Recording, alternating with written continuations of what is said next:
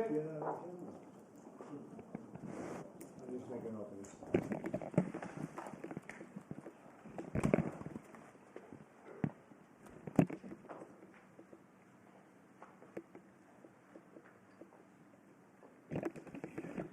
thank you very much. It's a great honor to be with you.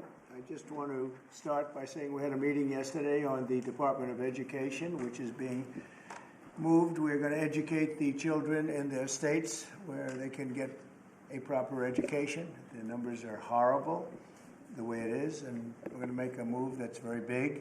I don't think it's even risky a little bit. I think it's going to be amazing. It should have been done years ago. They've been talking about doing it for many years, but nobody ever got it off. But we did. And there was great excitement and great acceptance of it by almost everybody, including a lot of Democrats, actually. I do want to say that I've decided that the SBA, the Small Business Administration, headed by Kelly Loeffler, is a terrific person, will handle all of the student loan portfolio. We have a portfolio that's very large, lots of loans, tens of thousands of loans, pretty complicated deal. And that's coming out of the Department of Education immediately, and it's going to be headed up by Kelly Loeffler at SBA, and they're all set for it. They're waiting for it, and it'll be serviced much better than it has in the past. It's been a mess. And also, Bobby Kennedy, the Health and Human Services, will be handling special needs and all of the nutrition programs and everything else. Rather complex, but that's going to be headed by and handled by Health and Human Services.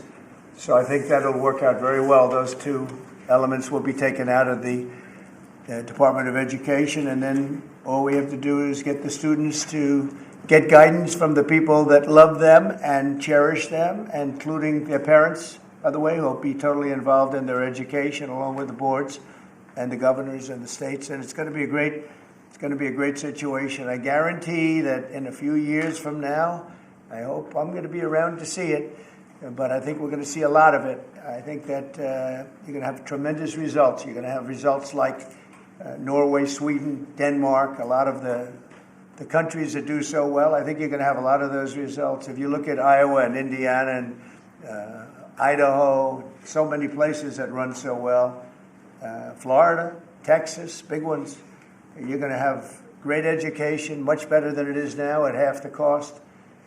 And we're not even doing it as a cost item, although you will save probably half, maybe more than that. And you're not going to be at the bottom of the list. You're going to be much higher, and maybe you'll be I will guarantee some of the states will be at the top of the list. They'll be comparable or better than these number 1, 2, 3, 4, 5 countries, the countries that are in the top 5 positions. So that's to me, it's very exciting, and it's been received very well. So I just wanted to tell you about the student loans and special needs. But we're here for a reason today that is very exciting, and I'm thrilled to announce that at my direction, the United States Air Force is moving forward with the world's first 6th generation fighter jet. Number 6, 6th generation. Nothing in the world comes even close to it. And it'll be known as the F-47. The generals picked a title. And it's a beautiful number, F-47. It's something the likes of which nobody has seen before in terms of all of the attributes of a fighter jet. There's never been anything even close to it, from speed to maneuverability to what it can have to payload. And this has been in the works for a long period of time. After a rigorous and thorough competition between some of America's top aerospace companies, the Air Force is going to be awarding the contract for the next generation air dominance platform to Boeing. As you know, it was highly competed for. There was a lot of competition, generals, and it's been going on for a long time. Very, very tough competition, but this plane is produced numbers that nobody's ever seen before. The F-47 will be the most advanced, most capable, most lethal aircraft ever built.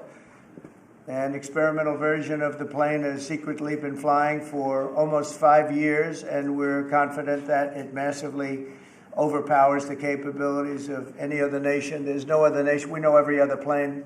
I've seen every one of them. and it's not even close. This is a next level. You know, level 5 is good. This is level 6, they say. The F-47 is equipped with state-of-the-art stealth technology. It's virtually unseeable and unprecedented power. It's got the most power of any jet of its kind ever made. Maneuverability, likewise, is there's never been anything like it, despite the power and speed. Its speed is top. It's over 2, which is something that you don't hear very often. America's enemies will never see it coming. Hopefully we won't have to use it for that purpose, but you have to have it. And if it ever happens, they won't know what the hell hit them.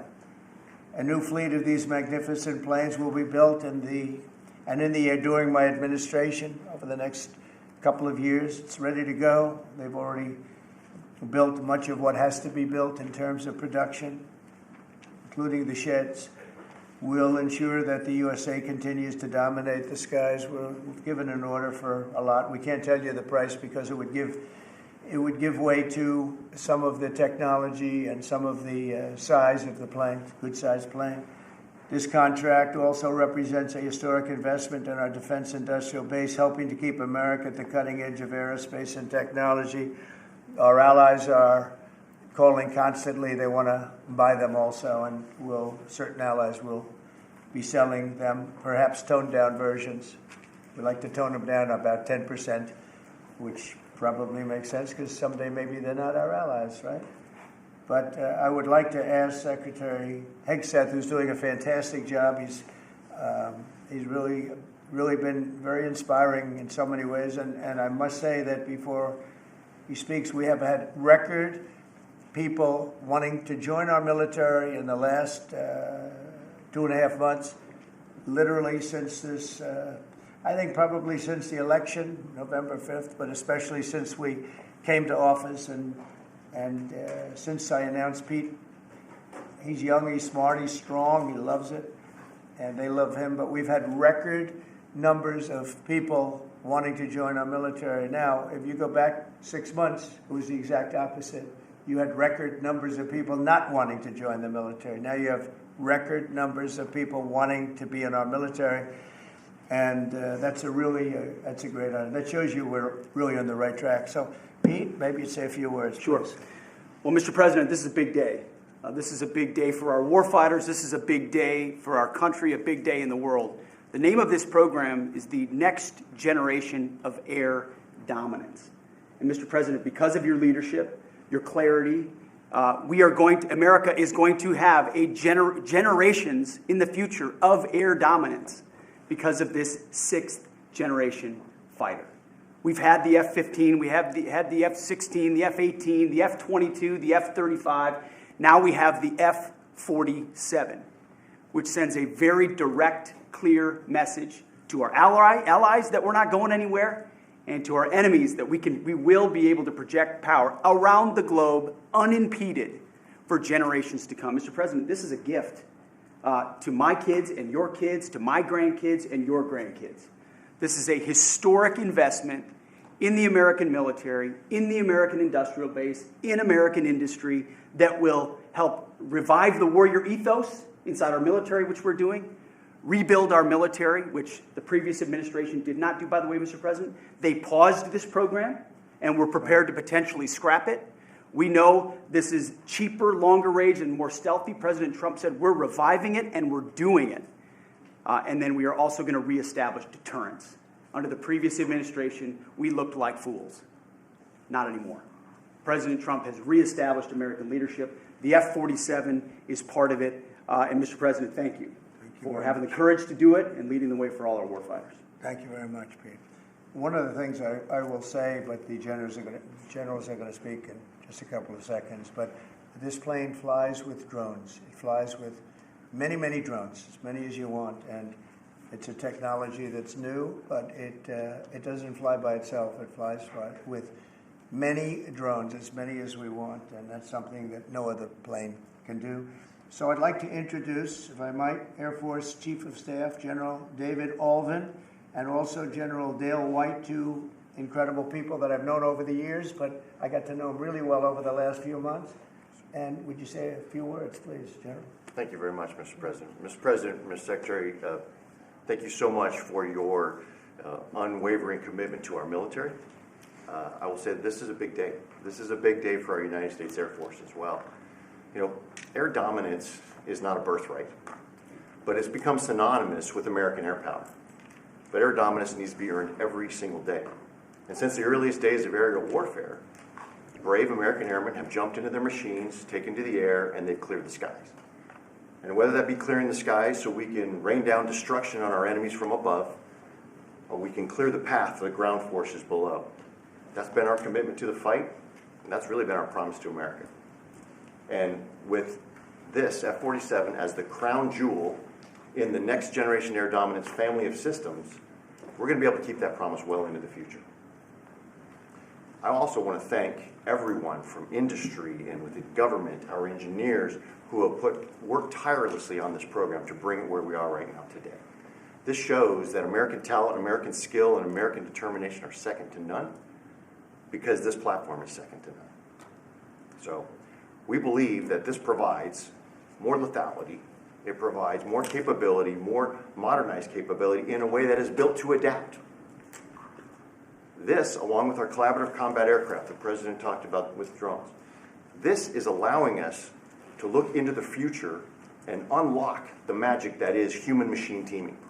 And as we do that, we're going to write the next generation of modern aerial warfare with this. This enables us to do this. The manner in which we put this program together puts more control in the hands of the government, so we can update and adapt at the speed of relevance, at the speed of technology, not at the speed of bureaucracy. This is more Air Force. This is more options for the President. We say as our mission in the United States Air Force is to fly, fight, and win air power anytime, anywhere. If you want to go anywhere, you have to have a platform that gets you anywhere. This provides the President options from the very one end, which is a quick response, and then we can get right back into fighting stance without having to deploy troops that are going to take maybe months and cost more lives. We can be back in fighting stance, and maybe we restore that deterrence. All the way to decisive victory as part of a joint force that is the most lethal and capable military ever known in history. That's what we provide now, and this allows us to provide it into the future. It's more deterrence, more capability. It's what peace through strength looks like into the future, Mr. President. And so we're very proud to do that. And all we can say is, on behalf of the United States Air Force, let's deliver. Thank you very much. Thank you, General. Would you like to say something? No, sir, I'll just double down what the chief said. He knows what to do. Generational He knows lead. who the boss is. That's exactly right. Air superiority is what it's all about, and this is what we'll deliver. That's great. Thank you very much. Great job. We've worked together long and hard on this, and this was a big secret. In fact, we don't show too much of the plane for that reason. You see what we show? You see how beautiful that is, but that's just a very small part of it. Sure. I wasn't surprised. I was wondering how much are you going to show when they came in with that. You see a wheel in the front? That's about it. Any questions? Mr. President President, Trump, is 80,000 pages of documents is a lot to sift through. Yeah. Can you just tell us who killed Kennedy? Well, I was given the task of releasing that because many presidents have gone through it and they haven't released. And I said, release. We even released Social Security numbers. I didn't want anything deleted. They said, sir, what about Social Security? People long gone, but they're long gone, so I can't imagine. But I said, if you don't delete it, if you do delete it, we have people are going to say, why did you delete it? There's something in there. So we gave Social Security, we gave everything. And the rest is for you to look at, Peter. You're going to see whether or not you see anything. But we've given it. We're doing it with Dr. Martin Luther King, too. They're preparing all of that. They're going to release everything. And whoever else they want. I mean, we have nothing. We really have nothing to hide. We shouldn't have. When a lot of time goes by. But with the Kennedy files, in particular, they were going crazy on them. I don't think there's anything that's earth-shattering, but you'll have to make that determination. In those, it's 80,000. It's actually 88,000, and we have some additional things, as you know, come out today. And for that, you can go to the offices and you can see whatever you want to see. Everything is out there, totally open. The additional stuff is available later on today. You go over to the offices and you can have it immediately, and you'll make a determination. And on something else, these Tren de Aragua guys, because of your executive order, they are designated as foreign terrorists. Yeah. If ISIS or Al-Qaeda foreign terrorists were operating here in the United States, cops would probably be shooting first and asking questions later. And so what is the difference between terrorists, between somebody like an ISIS or an Al-Qaeda operative versus a MS-13 or Tren de Aragua? Well, these are people that focus on destroying people in their homes. They're not as international in that sense. They're a group of thugs. They come from Venezuela. They come from the prisons of Venezuela. They're very dangerous people, but they didn't look so dangerous when the guards took care of the situation from El Salvador. And I want to thank the president. He's a friend of mine. He's done a great job. But I just can't imagine that the Democrats are taking this issue where they want to have them back. You know, so now they have men playing in women's sports. They have transgender for everyone. They have open borders. They have all of their crazy policies that are, I think, 95-5, not 90-10, okay? And their new policy is, let's bring Tren de Aragua back into our country. Let's bring the worst. These are the worst gang members there are. They looked amazingly frail, though, by the way they were handled. It's very amazing. You know, they weren't, when they were in Colorado cutting the fingers off a man because he made a phone call to the police, they seemed a lot tougher then than they did when they were having their heads shaved and they were in shackles. They're tough people. They're bad people. We don't want them in our country. We can't let a judge say that he wants him. You know, he didn't run for president. He didn't get much more than 80 million votes. And we just can't let that happen. It'd be so bad for our country. I won on the basis of getting criminals out of our country that were let in. It was called unforced error. They were let in by Biden, incompetently let in, and let in by the millions, actually. 21 million people. I believe it's 21 million. And that's not even including the gotaways, but these are rough people. We want them out of our country. And I won the election based at least partly on that, and that's a big part, yeah? Mr. President, there's several. I don't know if you saw this. Tim Walz is now saying about Trump supporters, and forgive me, I'm just reading a quote from Tim Walz, I think I could kick most of their ass. Oh, boy, he'd be in trouble. Is there any way to know? Well, he's a loser, you know, I mean, the guy's a loser. He lost an election. He played a part. You know, usually a vice president doesn't play a part, they say. I think Tim played a part. I think he was so bad that he hurt her. But she hurt herself, and Joe hurt them both. They didn't have a great group, but I would probably put him at the bottom of the group. Have you heard that Biden wants to get back involved for Democratic politicians, fundraising and campaigning against your policies? I hope so. Mr. President, there are several families. Mr. President, there are families from some of the people. Who are you with? I'm with La Nación newspaper from Argentina. There are families from some of the people that were on those flights to El Salvador that claim that they're not criminals, they're not members of Tren de Aragua, of MS-13. What can you tell them, and what guarantees can you give them that everyone in those planes were actual criminals, terrorists, as you said? Well, I was told that they went through a very strong vetting process, and that that will also be continuing in El Salvador. And if there's anything like that, we would certainly want to find out. But these were a bad group. This was a bad group, and they were in bad areas, and they were with a lot of other people that were absolutely killers, murderers, and people that were really bad with the worst records you've ever seen. And but we will continue that process, absolutely. We don't want to make that kind of a mistake. Is the U.S. planning to give up the position of NATO's Supreme Allied Commander, and if so, why? NATO is something that I saved. NATO was gone until I came along. In fact, the previous Secretary General, very good man, both of them are good. The current man is fantastic. But both of them have said, if it wasn't for Trump, you wouldn't even have a NATO, because we were paying the cost of almost all of the countries. And now they're paying. I said, we're not going to do this. We're not going to continue. You hurt us on trade. You do bad things on trade. And then on top of it, we're supposed to pay for your military. And because of what I did, hundreds of billions of dollars flowed into NATO by countries that just weren't paying. They were delinquent. They weren't paying their bills. So NATO is solid, they're strong, but they have to treat us fairly. They Are have we to going to treat give us- up the? Because look, without us, NATO is not the And we're same giving- thing. we're And I giving- can tell you, I've been having very good discussions, as you know, with President Zelensky and with President Putin. And President Putin will tell you that without the United States, he wouldn't be worried. But he is worried when the United States is involved. And I have to tell you, I've dealt very well with both gentlemen, and we have, I think we have the confines of a deal. I hope we have the confines of a deal. I'm doing it for two reasons. Number one, and by far most importantly, thousands of young people, and they're not American people, they're Russian and they're Ukrainian, are being killed every week, thousands a week. And also the United States has paid, because of Biden, $350 billion on a war that should have never happened. If we had a competent president and this sitting right here, that war would have never happened. It would have absolutely never happened with me. And it didn't happen. For 4 years, it didn't happen. Mr. President, do you think you have the authority, the power to round up people, deport them, and then you're under no obligation to a court to show the evidence against them? Well, that's what the law says, and that's what our country needs, because we were, unfortunately, they allowed millions of people to come into our country, totally unvetted, totally unchecked. So you ought to ask, did he have the authority to allow millions of people? Did Biden have the authority to do something that's unthinkable?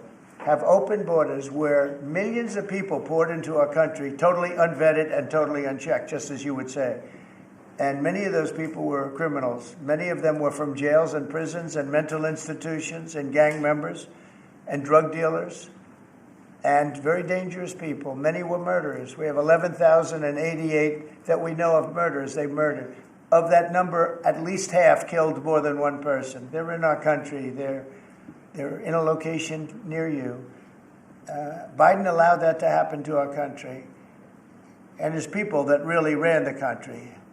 And the person that operated the auto pen, I think we ought to find out who that was, because I guess that was the real president. So when you ask me if we have the authority, did Biden have the authority to allow millions of people to come into our country? Many of these people, hardened criminals at the top of the line who have caused tremendous damage in our country. You see them in New York City fighting with our police. I mean, literally having fist fights in the street with our police.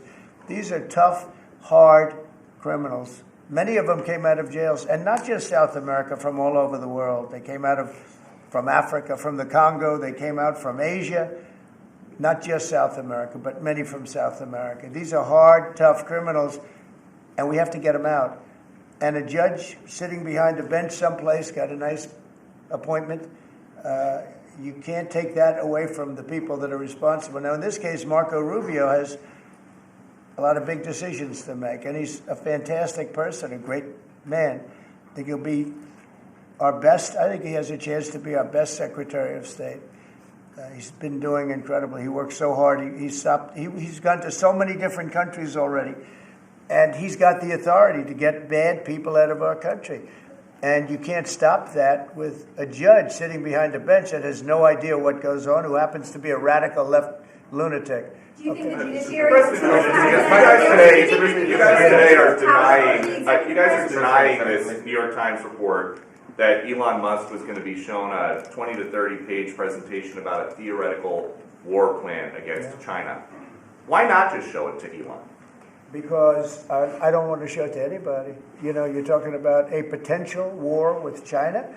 Now, I deal with these people all the time, and I'm dealing with Pete. I'm dealing with these gentlemen on numerous different airplane purchases, and I think they're all going to be great. But I don't want other people anybody seeing potential war with China. We don't want to have a potential war with China, but I can tell you if we did, we're very well equipped to handle it. But I don't want to show that to anybody. But certainly you wouldn't show it to a businessman who is helping us so much. He's a great patriot. He's paying a big price for helping us cut costs, and he's doing a great job. He's finding tremendous waste, fraud, and abuse. But I certainly wouldn't want, Elon has businesses in China, and he would be susceptible perhaps to that. But it was such a fake story. The New York Times is just as fake as CNN and MSDNC. And anybody read that story, people laughed at that story. Who would do such a thing? And the first thing I did is I called Susie and I called Pete. I said, is there any truth to that? And they said, it's ridiculous. No, he's over there to talk about cost. You might want to address that, Pete. But Elon was over there today to address cost. Doge, thing called Doge, which you've heard about. Pete? That's exactly right, Mr. President. You pointed out it was a fake story. We pointed out it was meant to sort of undermine whatever relationship the Pentagon has with Elon Musk. Elon Musk is a patriot. Elon Musk is an innovator. Elon Musk provides a lot of capabilities our government and our military rely on, and I'm grateful for that. We welcomed him today to the Pentagon to talk about Doge, to talk about efficiencies, to talk about innovations. It was a great informal conversation. The rest of that reporting was fake. There was no war plans. There was no Chinese war plans. There was no secret plans. That's not what we were doing at the Pentagon. I might add that I think Elon, if they ever wanted to do that, I think Elon wouldn't do it. I think he wouldn't do it. He wouldn't want to put himself in that position. But if you read what's out of the New York Times, it's such a dishonest newspaper. It's such garbage. It's, it used to be called all the news that's fit to print. Well, it's all the news that's not fit to print. They have fake sources, or they don't have sources. I think they make most of it up. But this was a made-up story by the New York Times. I call it the failing. It's a failing newspaper. It's failing. And they shouldn't do that. They really are the enemy of the people. And something else. We do need honest journalism in this. We've made such big strides over the last 2 months, but we just need honest journalism, and we don't have it. When you have a CNN, you have to watch these people every once in a while just to see where they're coming from, and it's so dishonest. MSNBC is, I think, probably worse, and they're both doing horribly in the ratings. I think they're going to be turned off. I don't think they're not doing any ratings. You're doing well in the ratings. Thank you. I understand that your trade rep is meeting their Chinese counterpart next week. Yes. Is there anything that they can do to stop April 2nd or to roll back the tariffs that you put on China already? Well, we can talk, but basically, I call April 2nd. I would have made it April 1st, but I didn't want to be April Fool's Day because then nobody would believe what I said, and they do believe me. April 2nd is going to be Liberation Day for America. We've been ripped off by every country in the world, friend and foe. We've been ripped off on trade. We've been ripped off on military. We protect people, and they don't do anything for us. It's just so unfair for years and years. And now some of that money is going to be coming back to us in the form of tariffs. Tens of billions. It's going to be numbers like nobody's ever seen. So NVIDIA announced today, you saw that, hundreds of billions of dollars of investment. The biggest chip maker in the world announced hundreds of billions of dollars of investment. Hundreds of billions, not millions, but billions. They're all coming here. Apple just announced $500 billion worth. They're going to build plants here. They built their plants in China. They're going to build them here. And they're starting immediately. We have investment, the likes of which this country has never seen, already announced. And they all want to have news conferences. I don't have enough time to have that many news conferences. But I would say so far at least $4 trillion. $4 trillion is coming in. Car companies, very importantly, a lot of the car companies that were going to build in Mexico or Canada are now building here. Because I don't want cars from Canada. I don't want cars from Mexico. They want to do it, it's fine. But I want the car companies to build here, not...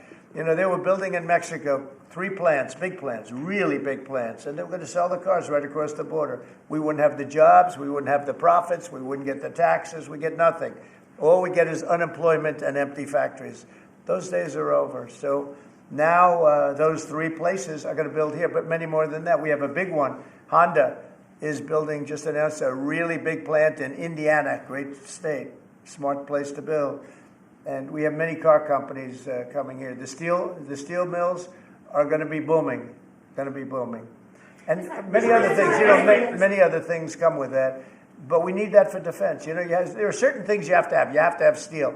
We would have had, if I didn't do in my first term tariffs to stop the onslaught, because they were dumping steel in order to destroy our steel plants. If I didn't do 50% and even 100% in certain cases tariffs on steel, you wouldn't have a steel plant in the United States. And Biden was unable to get rid of those tariffs because they threw off so much money. that his numbers, which didn't work anyway, because his numbers were terrible, what he did, the way he spent money was so horrible, and what he allowed to happen to energy. That's the other thing. Energy is going to be like it's never been before. Mr. Vice President is here. Do you have anything to say while you're here? He's a very good Vice President. I'm just here to watch the show, sir. Okay. I think airplanes are pretty cool, so I want to go check this out. It is cool. Mr. President, to take off the trade war at this point, though. Well, I'll be speaking to President Xi. I have a great relationship with him. We're going to have a very good relationship. But we have a $1 trillion deficit because of Biden with President Xi. More than that. I mean, I've heard $1.2 trillion. We have a deficit. And I've explained that to President Xi. We also have a problem where he's allowing fentanyl to be sent into Mexico and then cross the border and, killing. I think the number is much higher than the 125, 115. I think it's closer to 300,000 people a year. And so that's a problem. But they have a tremendous surplus against the United States, so we don't want that. Mr. President, A number of industries have come to you asking for exemptions on tariffs. Is that something that is under consideration by you? Well, people are coming to me and talking about tariffs, and a lot of people are asking me if they could have exceptions. And once you do that for one, you have to do that for all. So, I mean, generally, I did something interestingly during 2 weeks ago. I gave the American car companies a break because it would have been unfair if I didn't. And everybody said, oh, he changed his mind on tariffs. I didn't change my mind. I helped our, sort of big three, big four. I helped some of the American companies. And instead of taking it properly, they said, oh, he changed it. I don't change. But the word flexibility is an important word. Sometimes there's flexibility. So there'll be flexibility. But basically, it's reciprocal. So that if China is charging us 50% or 30% or 20%, and I don't mean China, I mean anybody, any country, Canada. Nobody knows that Canada is charging our dairy farmers. They have 270% tariffs. Nobody knows that. Nobody knows that. They have up to 400%. They have a couple of tariffs at 400%. Nobody knows that. Nobody talks about that. And remember, with Canada, we don't need their cars, we don't need their lumber, we don't need their energy, we don't need anything from Canada, and yet it costs us $200 billion a year in subsidy to keep Canada afloat. So when I say they should be a state, I mean that. I really mean that. Because we can't be expected to carry a country that is right next to us on our border. It would be a great state. It would be a cherished state. The taxes for Canadian citizens would go down in less than half. They don't spend money on military because they think we're going to protect them. There are many things that they do, like icebreakers. They want us to provide icebreakers for them. Oh, that's wonderful. So the Canada, they're very tough traders too. I want to just tell you, of all the people, they're tough traders. They trade very tough. And, the expression I use is, some people don't have the cards. I used that expression about a week and a half ago, right? Somebody was negotiating who didn't have the cards, who's now, I think, saying that he wants to do it, and I think we're going to have a big deal on that very special something. We got to make a deal on that. But Canada has been a very nasty negotiator against the United States, took advantage of the United States for a long time. But nobody knows that they were getting 270% tariffs on dairy products. Mr. President, I don't think I've heard you say this in all of the talk about Canada becoming the 51st state. Are you concerned that if they became the 51st state, they would be a very, very blue state? Very, very big and very, very blue. No, there might be, but it would, you have that artificial line that goes, that straight artificial, that looked like it was drawn by a ruler, somebody with I don't mean a ruler like a king, I mean like a ruler, this way.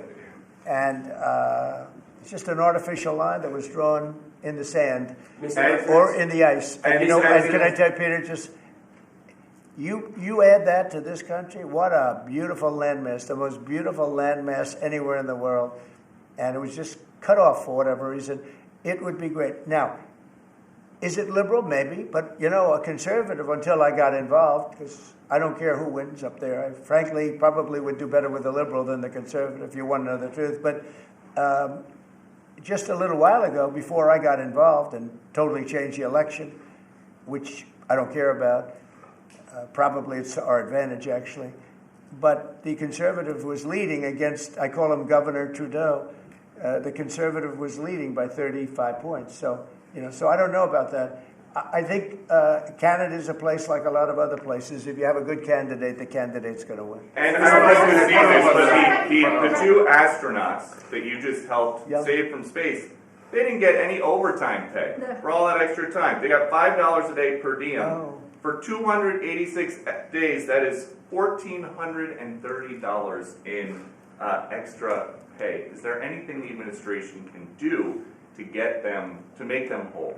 Well, nobody's ever mentioned this to me. If I have to, I'll pay it out of my own pocket, okay? I'll get it for them. I'll take care of that. I like that. I think I'll pay it right out of my... Is that all? That's not a lot for what they had to go through. And I want to thank Elon Musk, by the way, because think if we don't have him.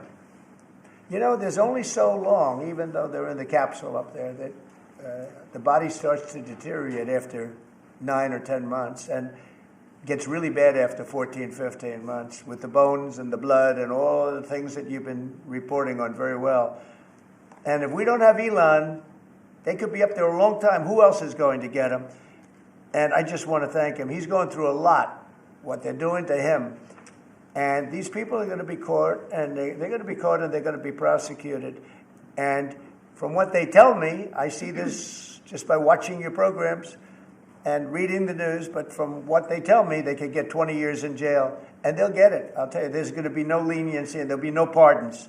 I can tell you that right now. And you now. said this morning 20 years in jail, and then maybe you said this morning 20 years in jail, and then maybe they'll go to one of these prisons in El Salvador. Do you think with the way that the judges have been issuing injunctions, it would be easier or harder to send these Tesla domestic terrorists to a jail in El Salvador than these MS-13 or Tren de Aragua guys? Well, I view these people as terrorists just like others. When I looked at those showrooms burning and those cars, not one or two, like 7, 8, 10 burning, exploding all over the place. These are terrorists. You didn't have that on January 6th, I can tell you. You didn't have anything like that on January 6th, which is sort of amazing because on January 6th, the Democrats were talking. Nobody was killed other than a very beautiful young woman, Ashley Babbitt. Nobody was killed. And you look at what's going on now with these terrorists. These are terrorists, and that's an organized event. Take a look at their signs. Take a look. They're all made by the same sign company. A nice, expensive job. Now, these are the people that finance it are, in my opinion, in just as big a trouble as the people that are setting the match and setting the fires. So we'll see. It's under very serious investigation by the FBI and by the Justice Department. These people are terrorists. Okay. Yeah, go ahead behind you, please. Mr. President, what do you say to American military families who are seeing Elon Musk at the Pentagon today, are hearing about Defense Department cuts, and their thoughts are immediately going to the safety of their loved ones who are currently deployed? Well, we're making our country strong.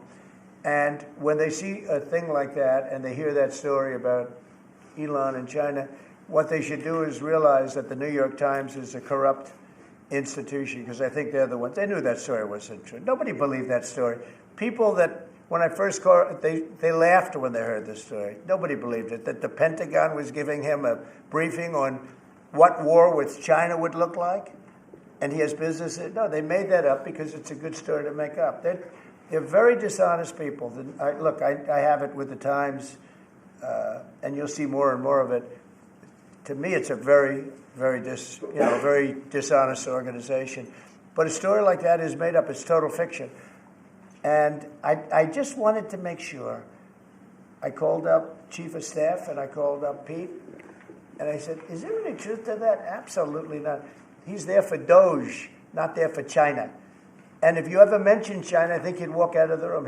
He wouldn't take it anyway. So it's just a made-up story.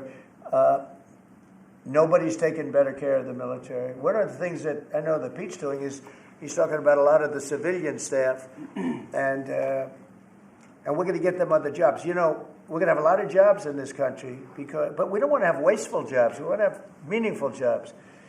And those were wasteful jobs. Those are jobs that not only military, but jobs where people don't show up. You take a look at Department of Education. I've never seen so many buildings with the names on it. You go past one after another Department of Education, and they're empty. The people don't show up. You know why? Because they have other jobs, because they're playing golf, or they're playing something, they're doing something. And we have a lot of great people, but we have to move that back to the States. We're going to make our country strong, and we're going to get people much better jobs, because we have companies moving into our country, the likes of which we've never seen before. Nothing like this has happened. And it's automatic. They don't want to pay the tariffs. How do you avoid paying the tariffs? You build your plant in the United States, and it's a beautiful thing to see. I see it. So far, I would say $4 trillion. Nobody's ever heard of them. No country's ever heard of numbers like that. $4 trillion, and those are the best ones. The biggest, best chip maker in the world. I'm not a fan of the CHIP Act, where you give billions of dollars away to companies that don't need it, and it won't bring them here. I'm giving nothing away. All they're doing is coming here. They're building because they want to avoid. Remember this on the tariffs, too, because that's going to be, Liberation Day, April 2nd. It's reciprocal. If they charge us, we charge them. So somebody say, well, how much are the tariffs? Very fair. If India, as an example, has been very bad to us on tariffs. They charge 100%, 200%, whatever they charge. Now, Europe just announced they're lowering the tariffs on cars. We charge, like a joke, 2.5%. That's what this country charges. Europe just announced that they're reducing their tariffs on cars to 2.5%. It's nice. But they also have non-monetary tariffs, where they make it impossible for the cars to get in, even without the dollars on them and the dollar signs. It's called a non-monetary tariff, where they put on controls where no matter what happens, because they don't want cars, they don't want the American car in their market, and yet they send us millions of cars, they send us big agriculture, they don't want our agriculture, they don't want anything from us. European Union's very tough, but now it's fair. So whatever they do to us, we do to them. As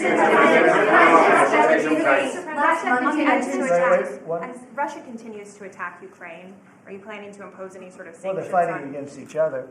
I think we have a ceasefire on a lot of areas, and so far that's all held very well.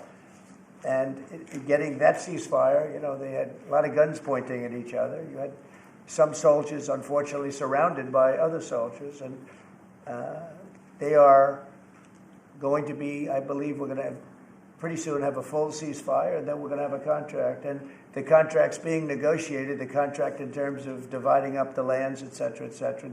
It's being negotiated as we speak. What do you say to critics who say that your actions towards law firms amount to coercion? Well, the law firms all want to make deals. You mean the law firms that we're going after, that went after me for 4 years, ruthlessly, violently, illegally? You mean, are those the law firms you're talking about? They're not babies. They're very sophisticated people. Those law firms did bad things. They went after me for years. Russia hoax. All a hoax. It was a hoax. It was Hunter Biden's laptop. It didn't come out of Russia, by the way. It was came out of his bedroom. It was all a hoax, developed by Democrats. Hillary, I don't think Biden did, because I don't think Biden knows what the hell he's doing, frankly, based on everything I see. I've seen things since being here that are so sad. What he's done to this country, what he and they did to this country, those people that surrounded him, who, by the way, are radical left but smart. He's not smart. He was never smart. But these are radical left, smart people. They totally controlled him. He did whatever they told him to do. And it's a shame. It's so sad to see what happened, what they've done to this country, both not only the inflation you saw, but allowing millions and millions of criminals into our country. That's an inexcusable act. And many other things besides that. Thank you very much, everybody. Thank you. Thank you. Thank you.